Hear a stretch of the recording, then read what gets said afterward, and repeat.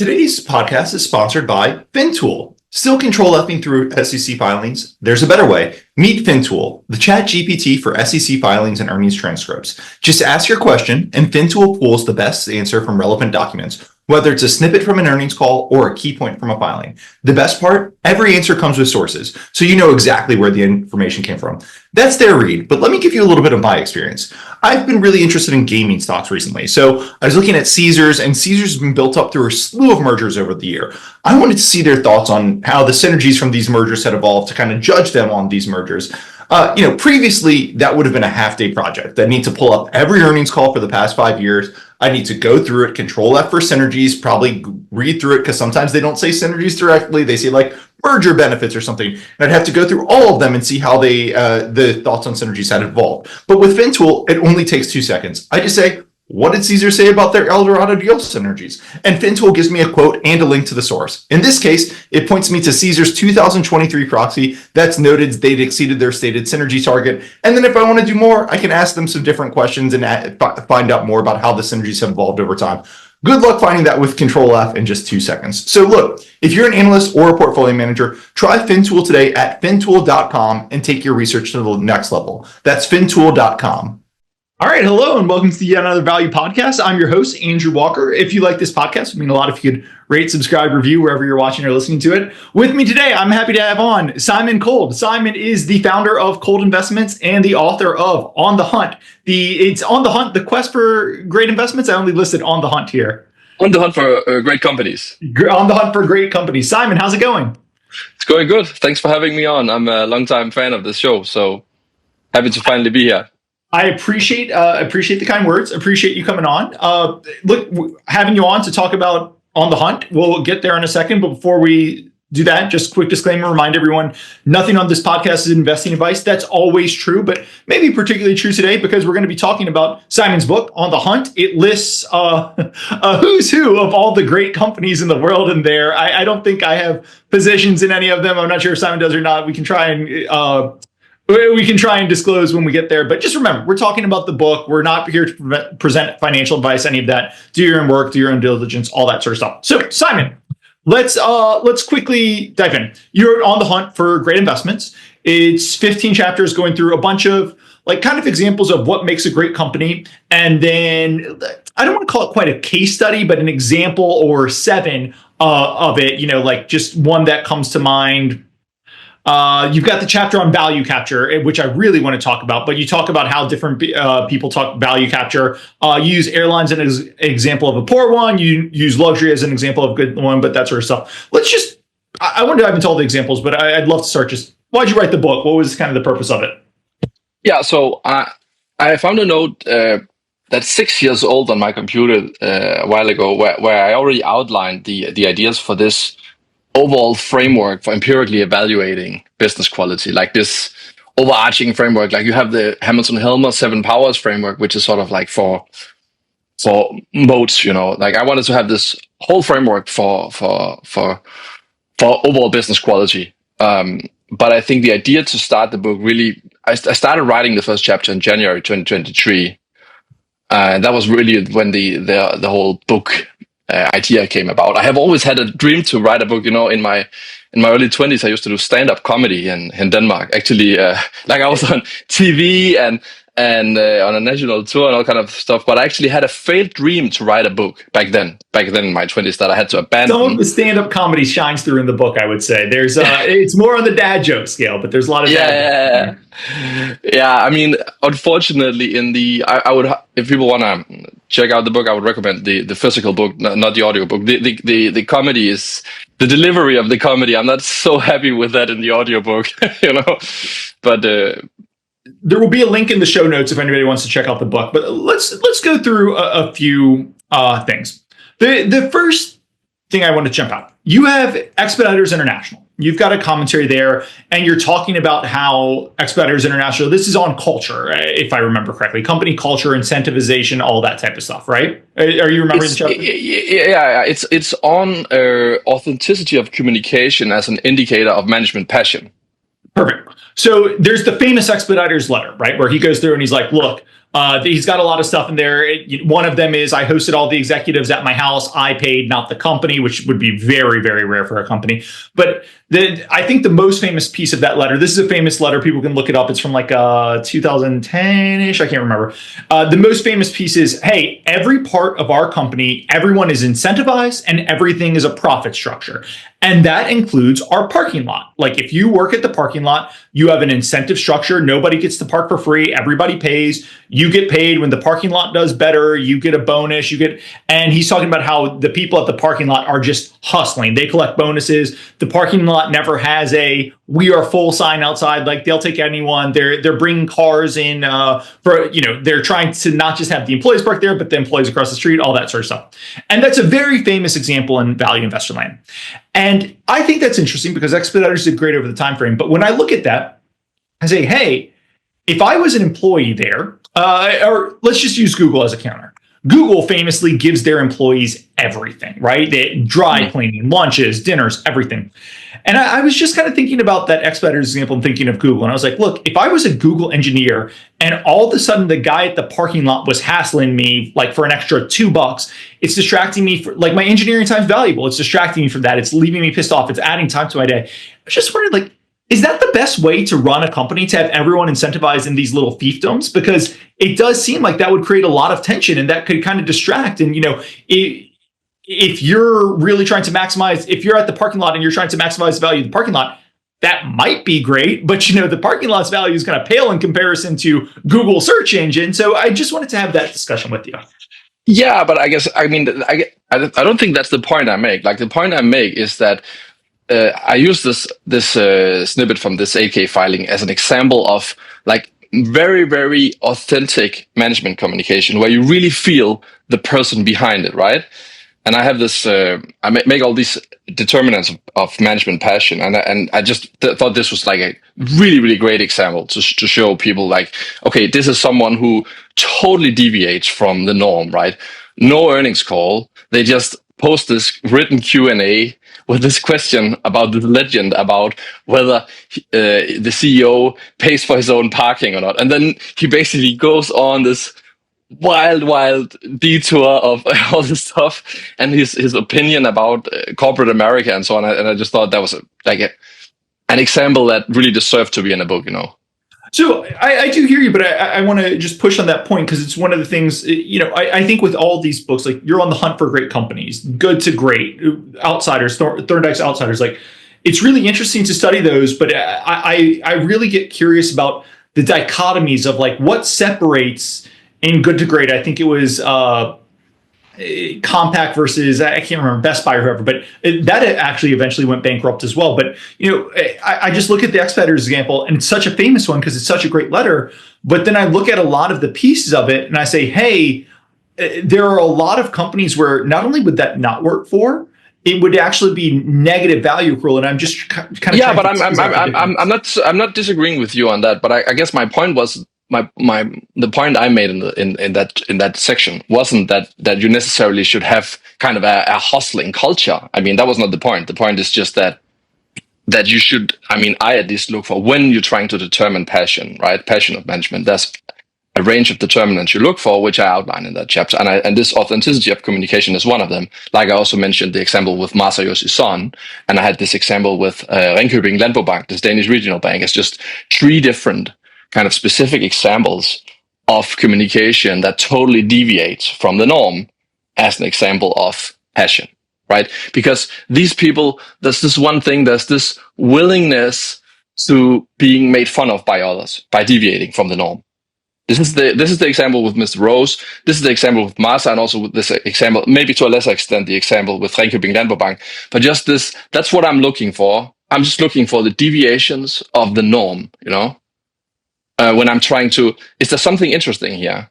When I'm trying to say, Let's go to a slightly different way to ask that question. When you talk about deviations from the norm, so I think I'll know the answer, but I still am curious. Warren Buffett writes great shareholder letters. There are a lot of companies that write letters in the Warren Buffett image, whether they're directly quoting Warren Buffett, alluding to him, or just kind of writing in his style. And whenever I see that, one side of me wants to be like, oh, this guy gets it. He's part of the tribe. Yeah. But B, I'm like, oh, I'm about to get pantsed by a guy who's saying, oh, I worship at the feet of Warren Buffett, shareholder value, frugalness. And then all of a sudden it's like, hey, we've decided to buy a Bitcoin miner for 500 times EBITDA, and I'm paying myself a big bonus, and the stock's on 90%. So I guess, how do you differentiate? And I like that you use actually Masa-san there, because Masa-san is someone who's had the highs and the lows, right? How do you differentiate, like, kind of seeing someone with that passion, willingness to give me fun? Yep. Well, I talked a little bit about that in the chapter about capital allocation, and when we also talked about Thorndike's book, The Outsiders, right? You have seen now this generation of CEOs who have clearly read The Outsiders, and who are imitating a little bit some of this sort of, they're very much like per share, and I think there's a risk there. You can see, I think the example with Mike Pearson of Valiant, for example, where he was, if you kind of use the framework from The Outsiders, he kind of hits it very well, and there was also some of the world's best investors who actually invested in Valiant, who got burned on that stock. Probably because they use this method as a method to evaluate people, right? So I think there's this risk of imitators, or you could say that people who have read The Outsiders. I actually met Thorndike recently, and I told him that there's this negative side effect. On the one hand side, you educate CEOs on how to be better capital allocators, but you also educate them on how to pretend like they are good capital allocators. I've argued for a while. I think investors and I think it's come the other way, but investors were so into spinoffs that I think companies realized, hey, we can spin off any division, and there's a group of Andrew Walkers out there who will buy up any spinoff and give it a multiple that it doesn't deserve. And part of the reasons you buy spins is they are the cats and dogs of the company. But they were, instead of the cats and dogs, they were spinning off the terminal cats and dogs. And people were buying them because, hey, spinoffs work. And I think these things were getting big multiples, and people were using them to get bags out. So it's funny, like, as investors pick up the tricks, the CEOs pick up the tools to trick the investors with the tricks. You mentioned Valiant, which was interesting. The moment I saw it in your book, I knew I wanted to ask you about it. You've got Valiant, obviously famously negative example, effectively goes bankrupt, a disaster on a lot of lines. And one of the negative things you say about it is Pearson was intensely focused on creating shareholder value. And I also thought about this. I want to come to value capture. I think Valiant is a great example of capturing too much value as well. But I did just want to ask you, everyone looks for CEOs who are focused on maximizing shareholder value. Like, what separates Mike Pearson's intense focus from maximizing shareholder value from, to use Thorndike's favorite, John Malone, or pick your CEO who cares about. I think that's a hard question, right? But I think I had this small section where I wrote about focus on the different stakeholder groups, right? But I think some of the examples, the counter argument to that would be some of the examples in The Outsiders, they are probably leaning more towards shareholders, right? But there's just Mike Pearson is just sort of the extreme where it tilts to the wrong side. But I personally try to look for people where I think they're genuinely obsessed with customers, and they really, really care about the employees and so on. So they are passionate about what the company does in an internal motivation way, which is not 100% equal to maximizing the per share cash flow of the company. But it just tends to, it's like, I just don't think you don't maximize long-term per share value by aiming straight at it, right? That's kind of the point.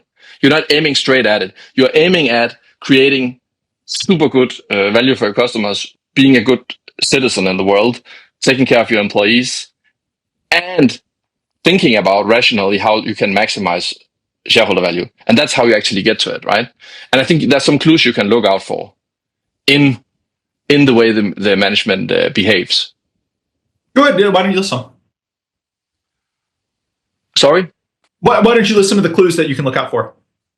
But I mean, for example, are they obsessed with the company's products, for example?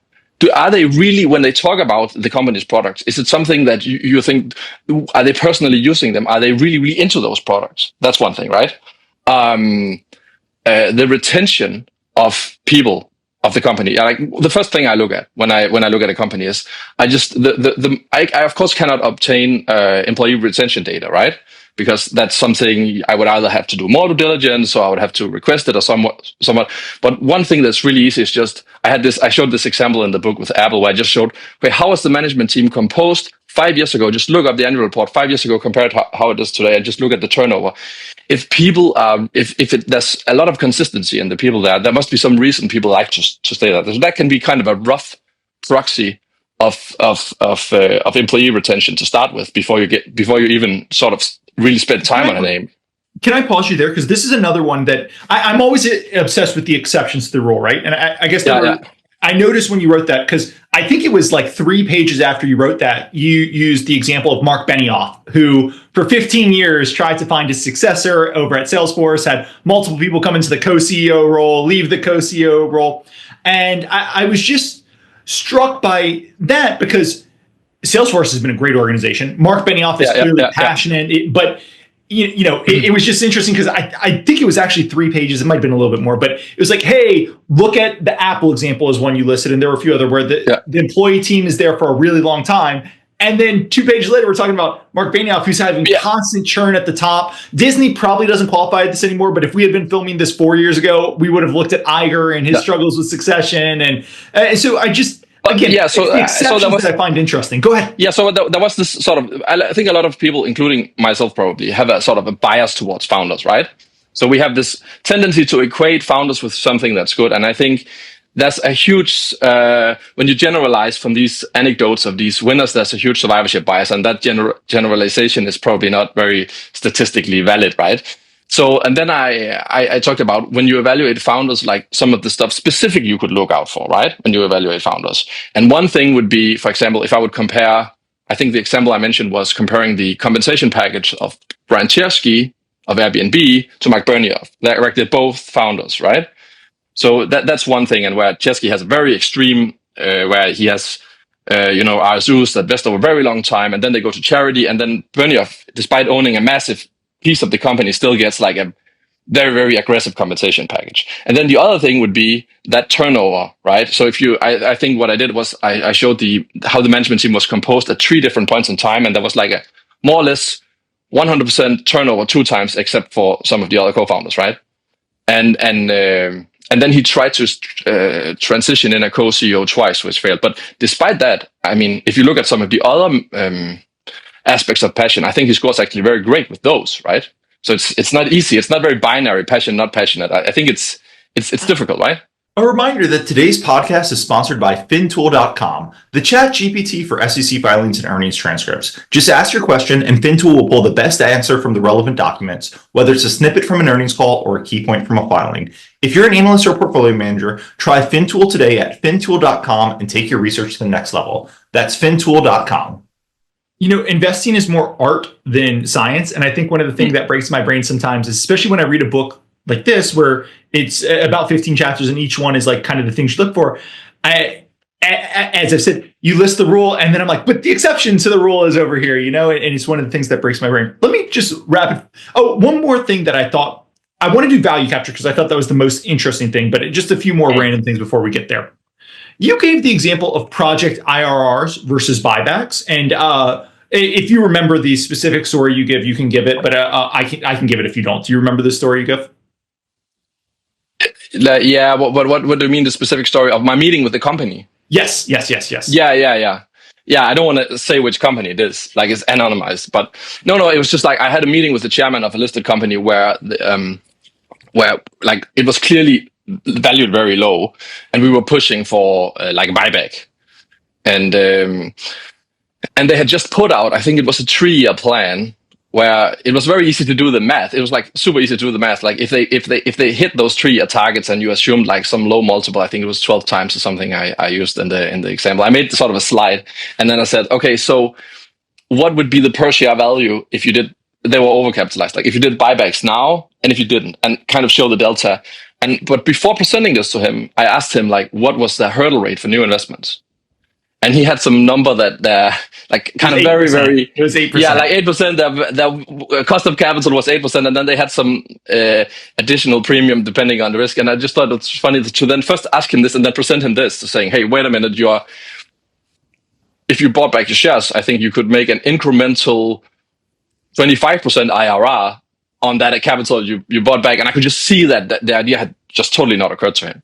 So this was I have had similar meetings with companies, right? And to make numbers very simple, the stock trades for 10 times earnings and they're investing into a project at 20 times earnings, right? And I would hit companies over the head with, hey, you can't do this, right? The opportunity cost here is too great. You need to be directing your cash into buybacks at that opportunity cost. And then, of course, what happens is the companies change their assumptions on their investment so that it looks like they're doing better.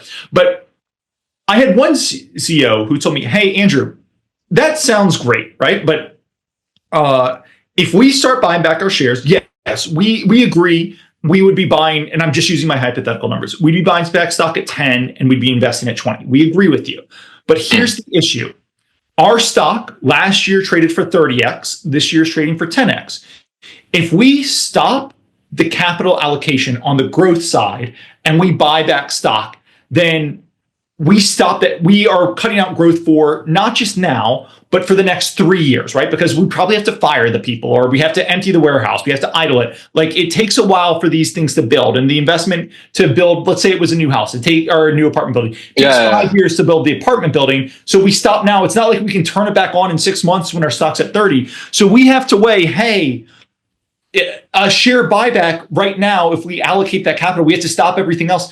We might only get 1% of the shares, and then the stock goes up. And then what are we doing? Yeah. I don't know if I agree with him or not, but that was a very thoughtful way of taking me out of my spreadsheet and saying, hey, there's real world implications where we think if they're building at 20x, we still think it's like a 11% weighted IRR, 12%, 15%, whatever. Yeah. That's above our cost of capital. So we're actually creating value and we're comfortable with that. I threw a lot out you in that story, but I completely agreed with you in what you said, and I always said it. And that was the first really thoughtful answer I had from a company. So I just wanted to present it to you. Yeah, but I agree with you. I have had a similar discussion with operators of companies where it's a less extreme case as the one that I used to make the point in the book, where it's clear that the company has some like 15% hurdle rate on projects, and then they maybe adjust the hurdle rate slightly up and down depending on where they see the share price. But I mean, they never go into like stop investing. It's sort of on the margin, kind of like probably you and I maybe trimming our position slightly. I don't know if you do or you just let them run, but it's kind of like small optimization around it. But this was just such an extreme opportunity to create a lot of per share value. And I mean, in hindsight now, because it's a while ago, it would also have created a lot of value if they had done it back then, you know? So let's go to the chapter I found most interesting, the chapter on value capture, right? And I found it most interesting because there's a lot of things in here. You have, hey, a company could be underpricing, a company could be capturing too much value, right? Excess value capture, or they might, there's one other that's kind of in the middle, but I really liked that chapter because anytime you talk about specifically companies that are capturing too much value in the short term, it really gets my brain spinning because I have lost money on companies where they trade for 6 times earnings. I'm like, oh, this thing is really cheap. And it turns out they were over earning because frequently, you mentioned the cable companies in the 90s, they were overcharging their customers, and it's not even that their customers churn because it often is a monopoly. And then what happens is because they're priced so high, they open up the door for somebody else to come in. In this case, Netflix comes in underneath them or something. But I just really thought a lot about companies that are creating so much value. So I'd love to just hear from you a little bit more on that. Yeah, sure. So, I mean, I mostly, the way I presented this was sort of value extraction risk primarily, you know, not so much the pricing power upside. I think there's multiple things there, right? I think a lot of people, that's a kind of a recurring theme throughout my book, this criticism of people who are too obsessed with heuristics, with sort of metrics, right? Return on capital, price to earnings, so on. Like that hurts. Everything, that hurts, Simon. That hurts. Everything. That's but that's a good starting point. I'm not saying heuristics is a good starting point. I'm just saying you can do better. Like most of my stuff is about sort of. I think this book is primarily written, sort of the reader I had in mind is kind of a young, in the weeds professional analyst early in their career, looking for a complete full overview of how to evaluate business quality. So this is probably like the number one intended reader of the book, right? And I'm just arguing that you can do much better than that. There's much more nuance to the situation than just heuristics. So you're looking at a company that has just raised prices aggressively, right? So what are you looking at in the data? You're looking at a company that has a too high historical growth rate that is not representative of the underlying economics, too high margins, too high return on capital, and too low a multiple, right? So based on these heuristics, you determine, well, the company is growing, it's very profitable, so it's a great company, and it's cheap, But you are being misled a little bit by that. That's the point I'm making. I made this analogy of, you have tapeworms and honeybees, right? So a tapeworm would be something that extracts value from its host. It doesn't add anything. And at some point, the host will die or the host will take measures to get rid of it. Or you have a honeybee, which is something that it's sort of a net positive to the ecosystem that it's part of. It only extracts a little bit. It's under monetizing, right? It's taking a too small part of this societal surplus that it creates. So the metrics of the honeybee should be maybe honeybee adjusted, right? It is not representative of the true underlying earnings power. So when I think of over-earning and over-extraction, to bring it back to Valeant and the spec pharma companies of the mid-2010s are the companies that come to mind to me. And for those who don't remember, basically what they did was they bought drugs, and the drugs were selling for $100 a dose. And they said, these are life-saving drugs. Companies have not pushed pricing power on these highly enough. So they would take drugs that were selling for $100 and they push it to $100,000, right? And they say, hey, this is going to save someone's life. 100 or 100,000, they'll pay. And I'm being a little loose, but that's very close. There was some other stuff, but that's very close. And then when I look at Valeant, like one of the things that has broken my brain, right? Valeant was a disaster. TransDigm, Constellation Software, which I don't think either are mentioned in the book, but I'm sure you're at least somewhat familiar with them. A few other companies, like they make their livings on, they buy. Constellation Software talks about, hey, we buy VMS businesses. And one of the beautiful things about this is the VMS business kind of pushes the price up by 2% every year. And we think that's underselling it because every year they upgrade their software, they get better software, they get deeper ingrained into the company. So we buy them and we have crazy amounts of pricing power. TransDigm, very similar. They buy, it's the government is the buyer, they're sole source, they can take price up 5x.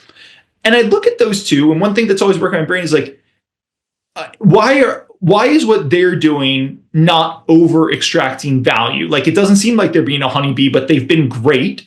Maybe they will be less great in the future. I don't know, but why is what they're doing works and what Valeant did? Well, I don't know those two companies good enough to comment on those specifically. I have a lot of experience looking at investing in online classifieds, for example. And in online classifieds, there has also been a lot of companies that has really raised prices a lot. And I am just not personally comfortable with. I've been in discussions with other investors who make the point that they have pricing power because look, they are raising prices every year. And this is, I also criticize that a little bit in the book. Like, okay, so or you could make the same point with luxury brands and so on. I think like just because you have raised prices a lot and you have exercised your real pricing power, not your nominal pricing power. That is a proof point, of course, that you had pricing power. And because you had pricing power, you could still have pricing power. So there's some kind of empirical proof that you had pricing power. Then you had another company where there has maybe been, they have not had pricing power. There have maybe been some kind of industry crisis. There have been consolidation in the industry. There's no proof that they have pricing power because they haven't raised prices, but they could have it, right? So it's not that easy. It's not just looking at, hey, these guys are raising prices every year, therefore they have pricing power. Yeah, clearly they have had pricing power, but they have also used some of it, right? That's the point I make. I'm more comfortable with, for instance, I have personal experience investing in and looking at online classifieds where it's very, very clear that they have been very hesitant to monetize because they were very aware of the kind of this network effect dynamic and not breaking this network effect dynamic, right?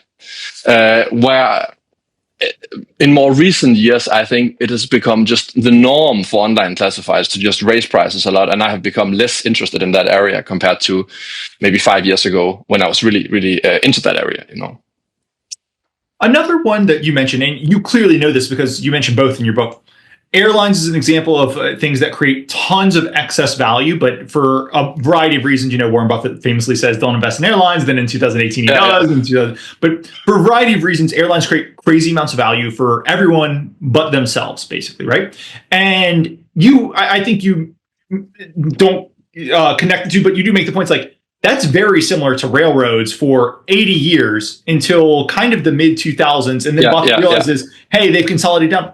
And I'm just curious, like, what makes that switch? Because I can think of a lot of industries that create a ton of value for everyone and they don't capture it. And if you can find one before they create that switch, well, hey, you can be like Buffett with the railroads in the mid 2000s. I know he was thinking he saw that with airlines in 2018. What do you think makes that switch? Is it just consolidates down enough, or? Yeah, I think so. So I'm not making that direct line from airlines too, but I'm personally interested. And I think Yeah, but I'm personally a little bit interested in Ryanair, for example, and I'm kind of interested in the dynamic where you have European airlines that keeps consolidating, and I think there's a chance that could be kind of a similar situation. So I think it's a fair comparison, but who knows how it will play out. I think there's some differences though, right? I mean, an airplane is a physical object you can move around, and maybe it's dangerous with these sort of arguments from analogy sometimes in investing analysis. I actually have this chapter in the appendix with these sort of logical. Don't slip on a banana peel. Don't slip on a banana peel. These sort of default, like this is the Airbnb of X. This is the so Alibaba is the blah of you say, kind of making these sort of analogous arguments, and I think that can sometimes be dangerous. You need to be really mindful of. So what are actually the differences between those analogies? And I think there's some pretty big differences between airlines and railroads also, right? Absolutely. But, you can't, they're so close to each other, and the railroads were like that for 80 years and then they flipped. So it's always interesting to think about it. You had a line that has just been, you can talk about it if you want, but I read it and I was like, oh, that's how I really feel right now. I'd rather hug a cactus than invest with a long tenured executive in a chronically underperforming company. And I know I am a sucker for this company is so cheap. Yeah, the management team's been here for 20 years and destroyed value, but it's so cheap. Like, I'm Charlie Brown and they're Lucy with football. This time will be different. You can talk about that line if you want, but I just that line really resonated with me in my current day, shape, and form. Yeah, I think it came after I had really gone through this, making this point of long tenured executive, looking at the career path of that's back in chapter 1 about passion. So something I always also do is like look at what was the career path of the individuals in the management. Like, I like to see the situation where they, first of all, have been in the role for a long time. They've been preferably at the company for a really long time. If they have switched, then preferably not switched industries. And if they have made a recent switch, then preferably that is sort of a switch to become the CEO or something like that, where you can see that then prior to that they had a long. So I generally make this point of having been with the company is good, right? And then I just wanted to throw that one in there. That it's not always good, right? It's not always good. It's good if things have been going well. I was definitely thinking that. Wanted to talk about, you have the chapter, I think it's right after the chapter on value capture that tickled me so much. Yeah. You have the chapter on industries with staying power. And anyone who's read Taleb, Lindy Industries, right? Industries that have been here for a long time. And you use a big piece of that chapter is the example of brewers, which I think is really interesting right now, right? Brewing alcohol. So let's just call it alcohol in general, right? Alcohol is quite Lindy. We've been drinking it for 4,000 years? I don't know. I do wonder about alcohol companies today. A lot of them sold off in the back half of last year. And I do wonder about alcohol companies right now with there's a lot of research coming out. 10 years ago, 20 years ago, it used to be, hey, a glass of wine, red wine, one a day is great for you. And I think there's some evidence coming out that probably not that great for you. So you're starting to have health issues, GLP-1s. The younger generation, I think, is drinking less. Alternatives like marijuana are getting legalized domestically, at least. Just want to ask you, like, when you look at an industry with staying power like that, Lindy, 4,000 years, how do you think about like the potential for changes? Because one of the most dangerous things is you invest in something that's supposed to be like a AAA bond, very stable, and then everything goes to hell underneath it. Like that's how you get big, big crashes, right? So I wanted to ask about that particular Lindy example in the current kind of state of the market. Yeah. I mean, there are multiple examples. What I try to do in that chapter is just break down staying power into several different determinants, sort of piece by piece. What are the components of staying power, right? And having something that is as culturally rooted as beers, and something where also, if you look at the pace of technological change in the industry, I mean, the biggest change in the brewing industry came with the invention of electricity, right? But really, fundamentally, just fermenting grains is the same thing, right? I compared to semiconductor industry and so on. If you look at the adoption curve, the S curve, the adoption curve of alcohol, it's a very elongated adoption curve. It's culturally rooted. If you look at the changes to how it's distributed, there isn't like rapid changes in how it's distributed either. I just think that it scores pretty well with many of the determinants outlined in that chapter. Then you could say, are there any kind of fundamental technological changes? I don't see them really. I think so you make the point that there should maybe be some substitute products that would take demand from beer, for example. Yeah. Well, I guess when I think about beer and alcohol today, I do think about like, now they have worked great for shareholders, but tobacco in kind of the 70s and 80s, right? Where I see alcohol starting to have alternatives with maybe marijuana and some other things that are getting legalized.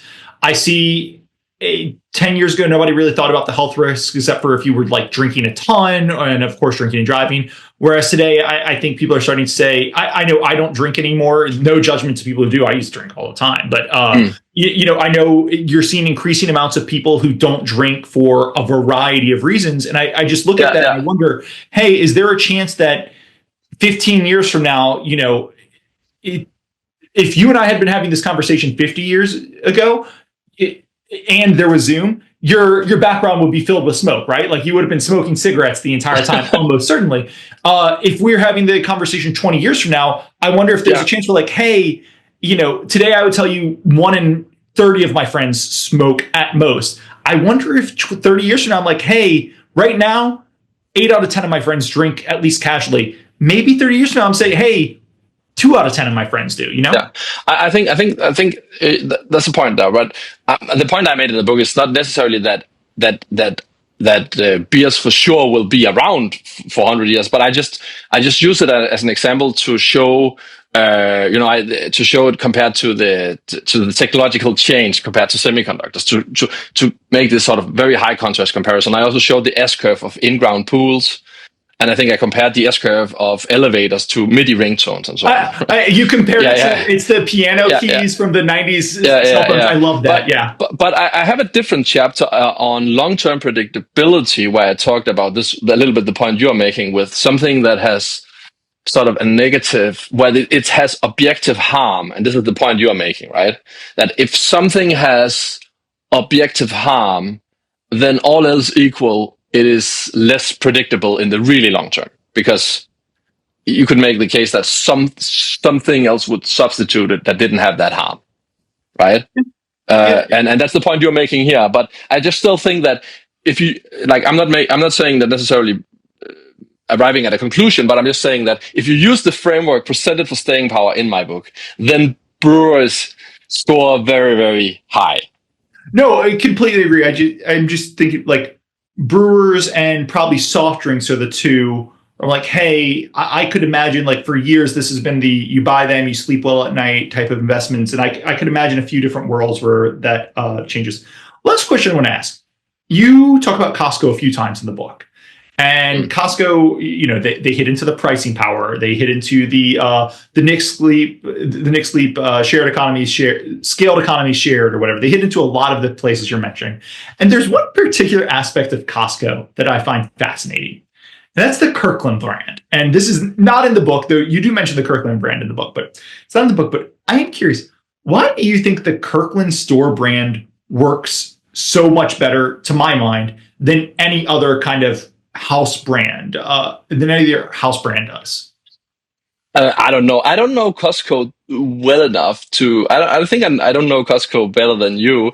But it's This just is such the problem with being a European and mentioning all the domestic stocks, man. but it's just such a good example. I think I think the point that the point I made with Costco, I think, was this sort of. I think it's mentioned actually in the chapter you like on value extraction risk, that if you look at Costco's metrics, you're seeing a company that is pricing its products at a level where it could potentially price it higher, and it wouldn't necessarily erode their competitive position in the short term, right? So you are a little bit being, if you're just only looking at heuristics, you're not seeing the full picture. No, I love that point, because for years, like when Charlie Munger used to talk about, he'd say, hey, Costco's overvalued right now. I would always think about, and I think for one time I did in a small way, like, hey, isn't Costco a great market short hedge, right? Like they're not going to outperform the market. It's trading at 50 times earnings or something like that. As you and I speak, I think it's actually, it's pushing, it's at 60 times earnings, right? But for a long time, this is the trade at 20. So you'd always be like, hey, interest rates go up, the multiple has to come down. The economy gets rocky, the multiple has, like, isn't this a great trip? And one thing I kind of came to appreciate just as I thought about it is, it's one of those things where I think they charge $100 per year for a membership. I can't remember, but I was visiting a friend and he was like, there's a BJ's 10 minutes from me and there's a Costco 45 minutes from me, or an hour from me. And I'm tempted to pay the Costco price. I go once a week and I'm tempted to pay the Costco price, even though the BJ's is much closer. And when he said that, I was like, oh my God, like it kind of hit me like, Costco is so much better than everyone else. Now, I'm not quite sure why. They're so much better than everyone else. But if they just took their pricing from 100 a year to 150 a year, their earnings would go up basically 33%, because their earnings are kind of all membership fees. Their earnings would go up 33% overnight. And I don't think they'd have much, if any, churn. So it was just one of those ones where it's like, you can't judge it on the short-term metrics. I'm very interested in this dynamic in the context of companies that are in the phase where they're building competitive advantages, where for example, in the case of network effects, let's say I'm mentioning the name of the company, but I have in my portfolio a company that's a three-sided network effect, where it's very clear now, if you interview employees and you ask them what would happen if they raised prices, it's very clear that if they raised prices, that would destroy this adoption curve, this S curve on these three sides. So it would not be the rational thing to do. The rational thing to do would be waiting 10 years for the network effect to be so powerful. Even though you're kind of already a monopolist, you're kind of a weird monopolist that can sort of screw up your own network effect position, right? I'm very interested in those kind of situations where if you just look at the heuristics, you're not really seeing it.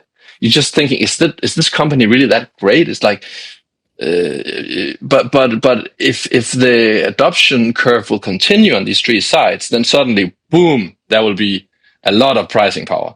And I really like that. But I think in the case of Costco, the competitive advantage, I mean, I don't know Costco well enough, but I would assume that it has been built, it has been built already.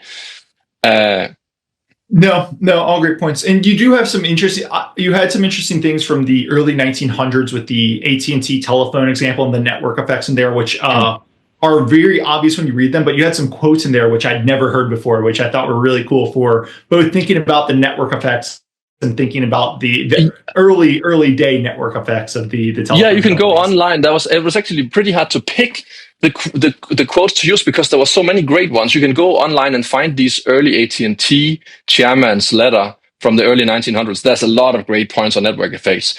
Like it's very, very, very clearly defined. It's really cool. A reminder that today's podcast is sponsored by Fintool.com, the ChatGPT for SEC filings and earnings transcripts. Just ask your question and Fintool will pull the best answer from the relevant documents, whether it's a snippet from an earnings call or a key point from a filing. If you're an analyst or portfolio manager, try Fintool today at Fintool.com and take your research to the next level. That's Fintool.com. That's great. Simon, I think we've walked through most of the chapters in the book, to be honest with you. I think we've gone through most of my questions. I liked, you did right at the start. You have the stuff about being a hunting dog versus a dowser. You've got a line about senior dowsers where they're so senior and high ranking that they don't need to do any real work. Basically, people bring them ideas and they can just overturn someone on a whim. They think they can overturn someone on a whim based on past experience. And I love that because I definitely know a lot of portfolio managers who I talk to. I try not to talk to them as much anymore, but it's clear they're not doing the work. They're successful. And then you mentioned something to them and like, oh, that reminds me of JP Morgan in 2007. And you're like, dude, this is the fourth thing I brought to you that reminds you of JP Morgan in 2007. And none of them have been banks. I think we're like stretching the analogies. I don't think you're really looking at these things, but I love this line. The premise of the book was to basically, the whole idea was, I mean, all of these aspects of quality are already described in other books when you think about it, right? So what's really the value add of this book? Well, the value add, in my view, was to come up with these sort of let's sniff around boxes like this. How can you actually implement all of these things in practice in your day-to-day analysis as a in the weeds kind of analyst? And I think the opposite to that is the person who just sort of a priori thinks about stuff and then after having coming up with a theory, then validates it by anecdotal evidence. And that's the dowser, right? That's the dowser. And then to exaggerate it, you really have to make fun of the senior dowser. You know? Great. That's great. Lots of, I like how you constructed the book too, where you do you give what it is, then you give a couple of examples, and then you've got kind of the bullet points of what people need to know to take away and everything. Yeah, this has been great. Simon, anything else we should be talking about the book? I mean, yeah, I think the most original part of the book is probably that checklist in the appendix to sort of self-evaluate your own sort of investment analysis reasoning. Like ultimately, typically an investment hypothesis is like 4 or 5 things that need to happen, and then they typically follow some kind of the standard forms of argumentation and sort of self-criticism of that. And using this checklist, I think, is very helpful. At least it's very helpful to me, and I think that's probably the most original part of the book, actually. I did, as I mentioned, it's the first appendix. I did like it, and there's lots of pictures of people walking along paths and getting ready to slip on banana peels, which I also very much appreciated in there. Cool. Well, Simon Kold, the book is On the Hunt for Great Companies. I'll include a link to the Kindle version of it in the show notes, just because that's probably easiest for people to purchase. But Simon, this has been great. Appreciate you coming on, and maybe at some point you'll have to come on and tell us a little bit more about that 3-sided network company that you've got. Yeah. Okay. Thank you so much. A quick disclaimer: nothing on this podcast should be considered investment advice. Guests or the hosts may have positions in any of the stocks mentioned during this podcast. Please do your own work and consult a financial advisor. Thanks.